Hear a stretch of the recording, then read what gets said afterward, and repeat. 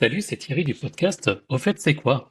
Alors, je reviens de vacances. On a parcouru un petit peu la France, en l'occurrence d'est en ouest.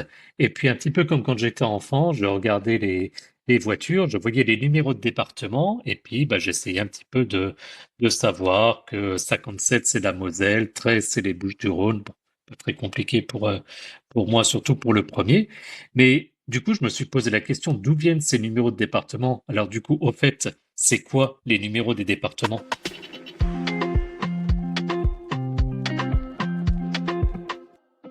Alors avant de rentrer dans le détail, je dois avouer que des fois je me lance des idées et je m'en mords les doigts parce qu'après recherche, en fait, il s'avère que c'est assez compliqué. Il y a eu beaucoup de changements. Donc, comme là, on est dans une capsule, je vais en parler rapidement. Je vais enlever quelques étapes. Je vous invite à faire des recherches sur Internet si vous voulez en savoir plus en détail. Et donc, dans les grandes lignes, il faut savoir qu'en fait, avant la Révolution française, il n'y avait pas de gestion globale au niveau de l'État et donc il n'y avait pas de loi générale ou bien comme ça. Tout était géré localement. Et donc dans le cadre de la Révolution française, il y a eu une volonté de pouvoir gérer ça de manière nationale et c'est ça qui a fait que la France a été divisée, en l'occurrence, en départements. Donc à ce moment-là, bah, donc ils ont fait un découpage des départements. Ils ont nommé du coup les départements, généralement sur base du nom de fleuve ou de rivière ou bien de montagne. Et puis à ce moment-là, bah, le raisonnement était très simple.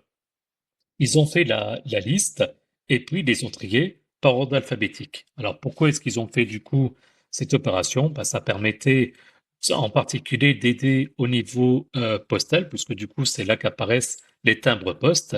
Et donc, avec les 83 départements qui ont été définis à l'époque, bah, ça permettait d'avoir un moyen simple de savoir où le courrier devait être adressé.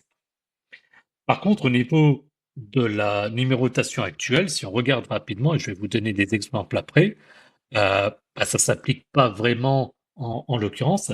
Et la raison, c'est parce que il y a eu ensuite, au 19e siècle et au 20e siècle, différentes réorganisations des numéros de département pour être basées cette fois-ci principalement sur la géographie.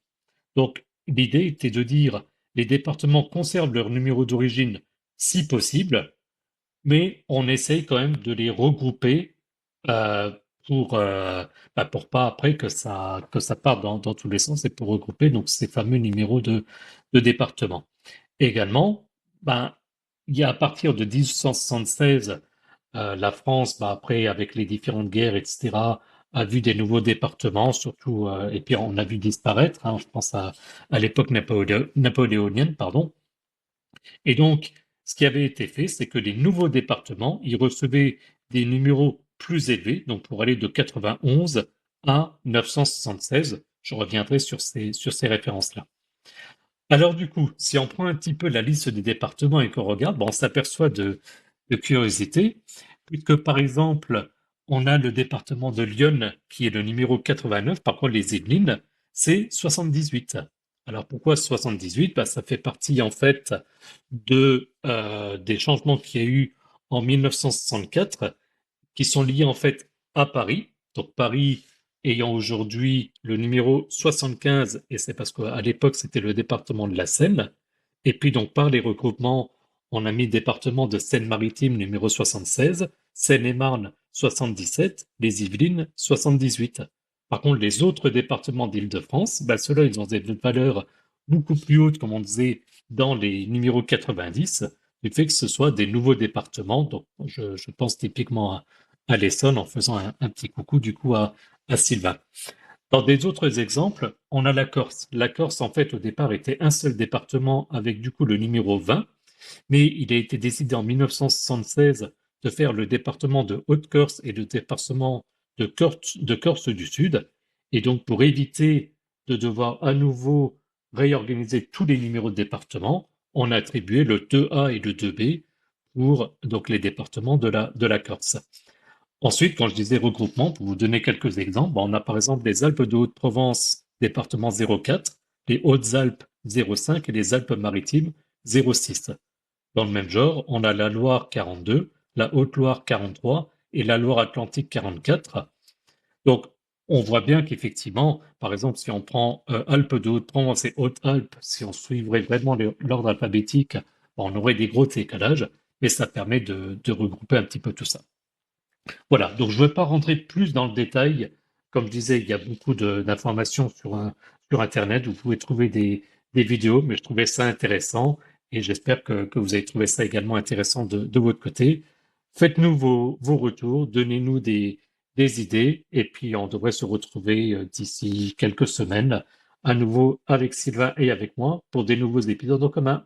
Voilà, et restez évidemment pour savoir comment nous contacter. À bientôt!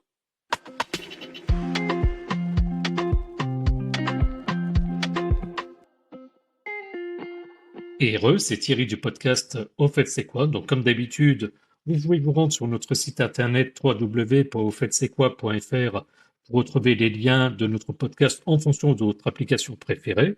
Également le lien vers notre chaîne YouTube et vers notre compte X, anciennement Twitter, on ne pourra jamais s'empêcher de le dire.